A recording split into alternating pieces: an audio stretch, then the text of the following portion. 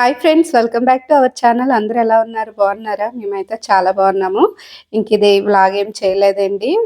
ఒక విషయం గురించి అయితే మాట్లాడాలనుకుంటున్నాను. చాలా రోజుల నుంచి చెప్పాలనుకుంటున్నాను. ఇప్పుడు కుదిరిందనమాట అది చెప్పడానికి. ఏంటంటే, అందరి ఇంట్లోన దేవుడి ఫోటోలు జాగ్రత్తగా పెట్టుకొని పూజ చేసుకుంటాం కదా. కానీ కొన్ని మిస్టేక్స్ అయితే చేస్తున్నాము మనకి తెలియకుండానే. నేను కూడా ఇంతకుముందు అలాగే చేశాను. అది తెలుసుకున్నాను. ఆ విషయం గురించి ఇప్పుడు మీతో మాట్లాడాలనుకుంటున్నాను. దాని గురించి కొంతమందికి తెలిసుండొచ్చు, కొంతమందికి తెలియకపోవుండొచ్చు నాకు తెలిసి. అందుకని ఈ వీడియోలో అయితే చెప్తానండి అదేంటనేది. మన పూజా రూమ్‌లో పూజా సామాన్లుంటాయి గదా! పూజా సామాన్ల మీద అంటే అగరబత్తి, ఇంకా హారతి కర్పూరం గానీ, కొన్ని కొన్ని పూజా సామాన్లయితే తెచ్చుకుంటాం. వాటి మీద ఏంటి, దేవుడి ఫోటోలుంటాయి. కొన్నిటి మీద మామూలుగా ఫ్లవర్స్ ఆ టైప్ అనేవి వస్తూ ఉంటాయి మార్కెట్‌లోనికి. కొన్నిటి మీద ఏంటంటే దేవుడి ఫోటోలుంటాయి. ఇక్కడ చూపిస్తున్నాను చూడండి, నేను అగరబత్తి ఇది. దీని మీద ఏ దేవుడి ఫోటో కూడా లేదనమాట. నేను ఇలాంటివే తెచ్చుకుంటాను. ఇప్పుడు ప్రెజెంట్ ఇలాగే చేస్తున్నాను నేను. అగరబత్తి అయినా, హారతి కర్పూరమైనా, ఒత్తులైనా ఏవైనా సరే వాటి మీద ఫోటోలు, దేవుడి ఫోటోలు లేకన్నా తీసుకొస్తున్నాను.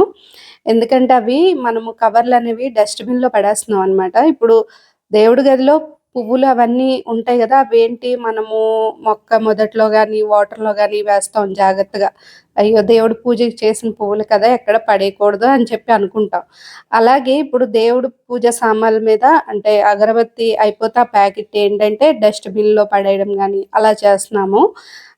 అదైతే నాకు అంతగా మంచిగా అనిపించలేదు. ఇంతకుముందు నేను అలాగే చేశాను. ఇంకా తర్వాత తెలుసుకొని నాకెవరు చెప్పలేదేంటి, నేను యూట్యూబ్‌లో కూడా చూడలేదు. ఎందుకో నాకు బుర్రలోకి ఆలోచన అనేది వచ్చింది. ఇంత జాగ్రత్తగా ఫోటోలు పెట్టుకొని పూజ చేసుకున్నాము. ఇలాగ మనం ఫోటోలో ఉన్నవి అగరబత్తులు ఉంటాయి కదా! అయిపోయిన తర్వాత ఎక్కడ పడితే అక్కడ పడేస్తున్నాము. ఎంత తప్పు అని అనిపించింది నాకు. చాలా రోజుల నుంచి అనుకుంటున్నాను చెప్దామని, మర్చిపోతున్నాను. అందుకని ఇప్పుడు పూజ చేసుకుంటూ చెప్దామని విషయం గురించి వీడియో అయితే చేశానండి. ఇంకా మనకేంటంటే పెళ్లి కార్డులు కూడా ఇస్తూ ఉంటారు గదా! పెళ్లి కార్డుల మీద కూడా ఫోటోలుంటాయి. అవి కూడాను ఎక్కడ పడితే అక్కడే పడేస్తూ ఉంటాము. డస్ట్‌బిన్‌లో ఎక్కడ పడితే అక్కడ కనిపిస్తూ ఉంటాయండి. నేను చూసాననమాట. మనము అలా పడేయడం కరెక్ట్ కాదు అని అనిపించింది. దేవుడి ఫోటోలుంటాయి కదా! పెళ్లి కార్డుల మీద మాత్రం కంపల్సరీగా వేస్తారు సెంటిమెంట్‌గా. మనం ఏం చేయాలంటే ఆ పెళ్లి కార్డులు ఎక్కడైనా వాటర్‌లో గానీ, సముద్రంలో గానీ వేసేస్తేనే మంచిది. ఇంకా చుట్టుపక్కల ఎక్కడ అలాంటివి లేవు అనుకుంటే మీకు చెట్టు మొదట్లోనే అది పెట్టేసి ఆ పెళ్లి కార్డ్ పెట్టేసి దాని మీద రోజు వాటర్ పోస్తూ ఉంటే మట్టిలోనే కలిసిపోద్దండి. మనము పూజా మందిరాన్ని సెపరేట్‌గా పెట్టుకొని ఎంత జాగ్రత్తగా పూజ చేసుకుంటామో కదా! ఒకటి మనము భగవంతుడిని ఎక్కడ చూస్తాము, పూజా మందిరంలో చూసుకుంటాము. దీపం పెట్టుకొని పూజ చేసుకొని భగవంతుడిని చూసుకుంటాము. ఇంకొకటి పూజ చేయలేని పరిస్థితుల్లోనే మన మనసులోనే ఆయన్ని తలుచుకుంటాము. కానీ ఎక్కడ పడితే అక్కడ పడేస్తే మన కాళ్ళు కిందన పడిపోయిందనుకోండి, అది చాలా తప్పవుతది గదా! అది నేను చెప్పాలనుకుంటున్నాను. ఎక్కడ పడితే అక్కడ ఉంటే మాత్రం అలాంటివి మనదే తప్పుంటది. తెలియక చేసింది వేరు. తెలిసి మనకి ఫోటోలున్నాయని తెలిసి కూడా పడేసింది వేరు.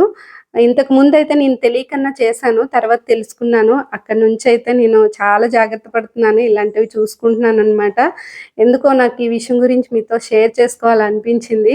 ఇంకా డస్ట్‌బిన్‌లో కూడా పడేయకండి అలాంటివి. డస్ట్‌బిన్‌లో కూడా లేనిపోనివన్నీ ఉంటాయి గదా! అది కూడా తప్పే అనిపించింది నాకు. ఎక్కడైనా పూల చెట్ల కిందనే పెట్టేసి వాటర్ వేసేయండి. చక్కగా మట్టిలో కలిసిపోద్ది.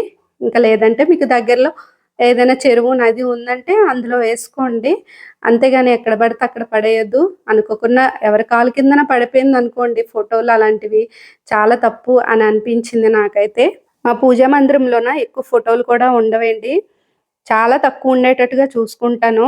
మాకైతే ఇలా పోస్టింగ్‌లు ఉంటాయి కదా! క్వార్టర్స్‌లో ఎక్కడ ఎలా ఉంటాయో తెలీదు. ఇక్కడైతే సెపరేట్‌గా రూమ్‌లో పెట్టేసుకున్నాను. కానీ వేరే దగ్గర కొన్ని ఉండవనమాట. ఇక్కడ ఎక్కువ రూములు కాబట్టి ఇలా పెట్టుకున్నాను.